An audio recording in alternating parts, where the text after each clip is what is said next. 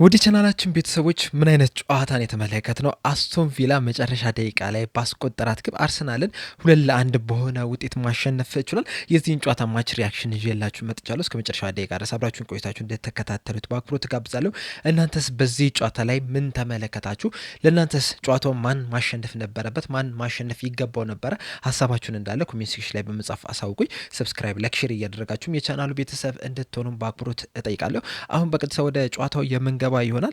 አርሰናል ዘንድሮ በጣም አስደናቂ የሚባል አጀማመርን መጀመር ችሏል። ካለፉት 14 ጨዋታዎች አንድ ጨዋታ ብቻ ነበረ የተሸነፈው።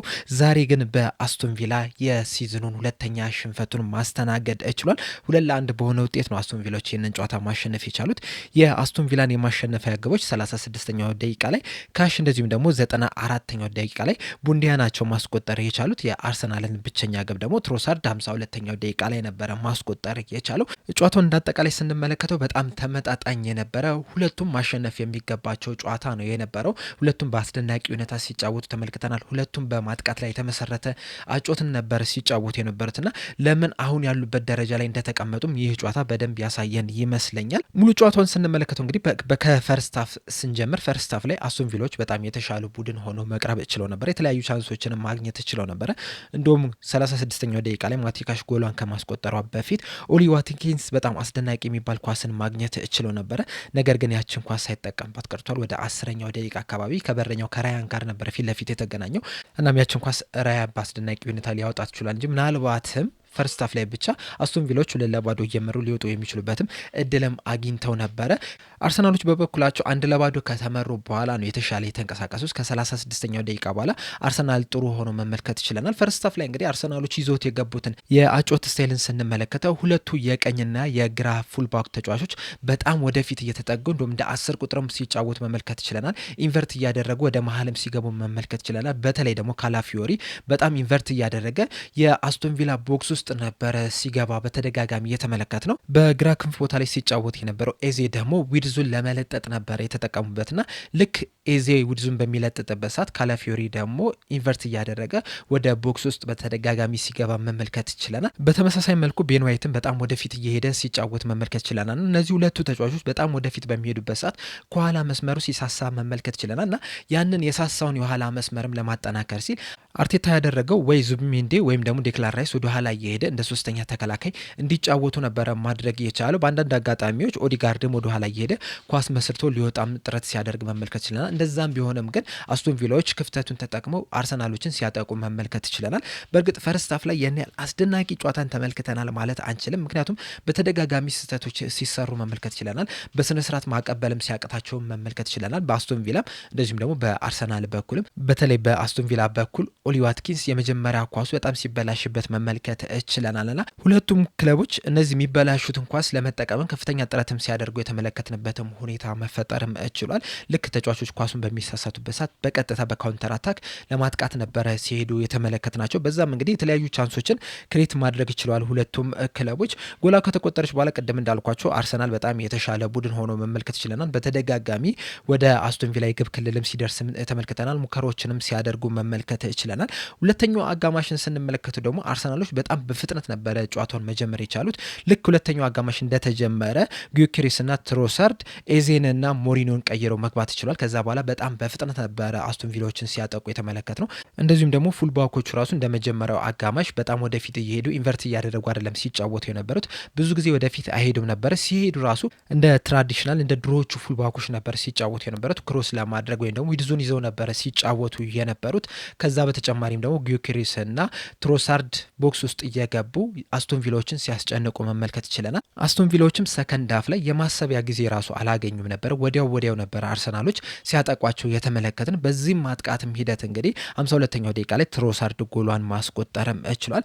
ከዛ በኋላ ግን በጣም ባላንስ የሆነ ጨዋታ ነበር ስንመለከት የነበረው። አርሰናሎችም ሲያጠቁ መመልከት ይችለናል፣ አስቶን ቪላዎችም ሲያጠቁ መመልከት ይችለናልና ኢንድ ቱ ኢንድ የነበረ ጨዋታ ነው የተመለከት ነው። በእርግጥ ወደ መጨረሻዎቹ ደቂቆች አካባቢ አስቶን ቪላ የተሻለ ቡድን ሆኖ መመልከት ችለናል። በሙከራ ደረጃ ራሱ ከተመለከትን በዚህ ጨዋታ ላይ ሁለቱም ክለቦች 15 ሙከራዎችን ማድረግ ሲችሉ አስቶን ቪላዎች 6ቱ ኦን ታርጌት ናቸው የነበሩት። የነበሩት። በአርሰናል በኩል ደግሞ 9ኙ ኢላማቸውን የጠበቁ ሙከራዎች ናቸው የነበሩት። ነገር ግን ደግሞ ከጥራት አንጻር ከተመለከት ነው የአስቶን ቪላ የተሻሉ ሙከራዎች ናቸው የነበሩት። አደገኛ የሚባሉ ሙከራዎችም መሆን ችለው ነበረ። በእርግጥ በአርሰናል በኩል እነ ኦዴጋርድ በጣም ጥሩ የሚባል ሙከራን ሲሞክሩ መመልከት ችለናል። ነገር ግን ደግሞ በአስቶን ቪላ በኩል በጣም ጥራት ያላቸው ሙከራዎችን በተደጋጋሚ ስንመለከት ነበረ። ኤክስፔክትድ ጎሉን ራሱ ስንመለከት አስቶን ቪሎች 2.27 ኤክስፔክትድ ጎል ነበራቸው። አርሰናሎች በበኩላቸው 1.84 ኤክስፔክትድ ጎል ነው የነበራቸውና በሙከራዎቹ ጥራት ደረጃ ከተመለከትን አስቶን ቪላ የተሻለ ሙከራዎችን ማድረግ ችሏል። የመጨረሻዎቹንም 10-15 ደቂቃዎች አካባቢ አስቶን ቪሎች በጣም የተሻሉ ቡድን ሆነው መቅረብም ችሏል። በተደጋጋሚ ወደ አርሰናል የግብ ክልልም ሲደርሱ ተመልክተናል። ለማሸነፍም በጣም ከፍተኛ ቁርጠኝነትን በዚህ ቡድን ላይ የተመለከተን ይመስለኛል። በአርሰናል በኩል ደግሞ ሳሊባና ጋብሪኤል ማጋሌሽ በቡድኑ ላይ አለመኖር የጎዳቸው ይመስለኛል።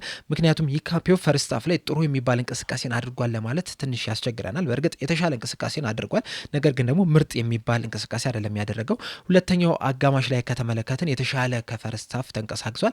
ነገር ግን ደግሞ ጎሏ በምትቆጠርበት ሂደት ላይም የራሱ የሆነ አስተዋጽኦን ማድረግ ይችላል። እንደዚሁም የጋብሪኤል ማጋሌሽና የዊሊያም ሳሊባ በቡድኑ ውስጥ አለመኖር የተጫዋቾቹ ኮንፊደንስ ላይ የራሱ ተጽዕኖ ያሳደረ ይመስለኛል። ምክንያቱም የእነሱን አለመኖር ከቨር ለማድረግ ሲባል ዴክላን ራይስ ወደ ኋላ በደንብ እንዲሳብ ተደርጓል። ዴክላን ራይስ ደግሞ በዚህ ሲዝን የተሻለ ሲንቀሳቀስ የተመለከት ነው ቦክስ ቱ ቦክስ ሲጫወት ነው እንጂ እንደ 6 ቁጥር ሲጫወት አይደለም። በዚህ ጨዋታ ላይ ዙቢሜንዲም ወደፊት ብዙ ሲሄድ አልተመለከትንም። ዴክላን ራይስም ወደፊት ብዙ ሲሄድ አልተመለከትንም። ያንን የመከላከል ድክመትን ከቨር ለማድረግ ሲባል ወደኋላ በደንብ እያተኮሩ ነበር ሲጫወቱ የነበሩትና ሌላ ጊዜ ወደፊት እየሄዱ የሚሰጡትን ጥቅም በዚህ ጨዋታ ላይ የተመለከትን አይመስለኝም። በተለይ ደግሞ ዴክላን ራይስ ብዙ ጊዜ ወደፊት እየሄደ የአርሰናልን የማጥቃት ሂደትን ሲያግዝ መመልከት ችለን ነበር። በዚህ ጨዋታ ላይ ግን ያንን ነገር አልተመለከትንም። በተለይ ደግሞ ፈርስት ሃፍ ላይ የአርሰናል የማጥቃት ሂደት ስንመለከተው ያን ያህል ጠንካራ የሚባል አልነበረም። ሰከንድ ሃፍ ላይ በእርግጥ የተሻሉ መንቀሳቀስ ችለው ነበረ። ነገር ግን ደግሞ ብዙ ደቂቆች አይደሉም እንደዛ ሲንቀሳቀሱ የተመለከትናቸው። ለተወሰኑ ደቂቆች ጥሩ ተንቀሳቅሷል። ከዛ በኋላ ግን ወደ መከላከሉ ነበረ ያተኮሩት። ያ ደግሞ ለአርሰናል ውጤት የራሱ አስተዋጽኦ ያደረገ ይመስለኛል። አስቶን ቪሎች ግን እስከ መጨረሻው ደቂቃ ድረስ ከዚህ ጨዋታ አሸንፈውን ለመውጣት ከፍተኛ ጥረት አድርገው 94ኛው ደቂቃ ላይ ቡንዲያ ባስቆጠራት ግብም አሸናፊ መሆንም ችሏል። ይህ ለአስቶን ቪላ በጣም ትልቅ ድል ነው። ምክንያቱም እንግዲህ ይህ ሲዝን ሲጀመር አስቶን ቪሎች ጥሩ የሚባል ጅማሩን መጀመር አልቻሉም ነበረ። በፕሪሚየር ሊግ እንኳን ከተመለከትን የመጀመሪያው ድላቸውን ማግኘት የቻሉት 7ኛ ጨዋታ ላይ ነው የነበረው። በዛ ሰዓትም በደረጃ ሰንጠረዡ ላይ የተቀመጡበትን ቦታ ስንመለከቱ የወራጅ ቀጠና ውስጥ ናቸው የነበሩትና ከዛ በኋላ ግን ራሳቸውን አሻሽለው የጨዋታዎችን እያሸነፉ መጥተው አሁን ላይ ከአርሰናል በ3 ነጥብ በመራቅ 2ኛ ደረጃ ላይ ተቀምጧልና በጣም ትልቅ መሻሻልን ያሳዩ ክለብ ናቸው። እንደዚሁም ደግሞ በሜዳቸውም ያለፉትን 9 ጨዋታዎች በተከታታይ አልተሸነፉም በሁሉም ውድድሮችና በጣም አስደናቂ የሚባል ግስጋሴ ላይ ያሉ ቡድን ናቸው። ይህንንም በዛሬ ጨዋታ ላይ በደንብ የተመለከተን ይመስለኛል። ለአርሰናል ግን 2ኛ ሽንፈት ሆኖ ተመዝግቦለታል። እንደዚሁም ደግሞ ከተከታዮቹ ጋር ያለው የነጥብ ልዩነት ራሱ እየጠበበ መምጣት ችሏል። ይህንን ሪከርድ በማደርግበት ሰዓት ከማንቸስተር ሲቲ ጋር ያለው የነጥብ ልዩነት ራሱ 5 ብቻ ነው። ምናልባትም ማንቸስተር ሲቲ ሰንደርላንድን የሚያሸንፍ ከሆነ ያላቸው የነጥብ ልዩነት ወደ 2 ይጠባልና ይህ ደግሞ የፕሪሚየር ሊግ ዋንጫ ፉክክር ላይ ከፍተኛ ተጽዕኖ ይኖረዋልና በጣም አጓጊ ፕሪሚየር ሊግ እንዲሆን የሚያደርገው ዘንድሮ በፕሪሚየር ሊጉ ብዙ ያልተጠበቁ ውጤቶችን እየተመለከትን ነው የምንገኘውና ምናልባትም የዘንድሮ የፕሪሚየር ሊግ አሸናፊ ለመሆን እስከ መጨረሻ ድረስ ፉክክር ሊኖር የሚችልበት እድል ሰፊ እየሆነ እየመጣ ነው የሚገኘውና በጣም አጓጊ ፕሪሚየር ሊግን ዘንድሮ ልንመለከት እንችላለን። አስቶን ቪላም ከዚህ ጨዋታ አርሰናልን በማሸነፋቸው ምክንያት ከመሪው ከአርሰናል ጋር ያላቸውን የነጥብ ልዩነት ወደ 3 አጥብበዋል እና ምናልባትም የዘንድሮ ሰርፕራይዚንግ ቲምም ሊሆኑ ይችላሉ ፕሪሚየር ሊጉን በማንሳት ልክ 2016 ላይ ሌስተር ሲቲ እንዳነሳውና ፕሪሚየር ሊጉ በጣም አጓጊ እየሆነ እየመጣ ይገኛል። እናንተስ በዚህ ጨዋታ ዙሪያ ያላችሁ ሀሳብ ምንድነው? በፕሪሚየር ሊጉ ውስጥ የዋንጫ ፉክክር ዙሪያ ያላችሁን ሀሳብ እንዳለ ኮሜንት ሴክሽን ላይ በመጻፍ አሳውቁኝ። ለአሁን እኔ እዚህ ላይ ያበቃው። በቀጣይ በሌላ እስከምንገናኝ ድረስ ሰብስክራይብ፣ ላይክ፣ ሼር ማድረግ እንዳትረሱ። ቸር ያቆየን።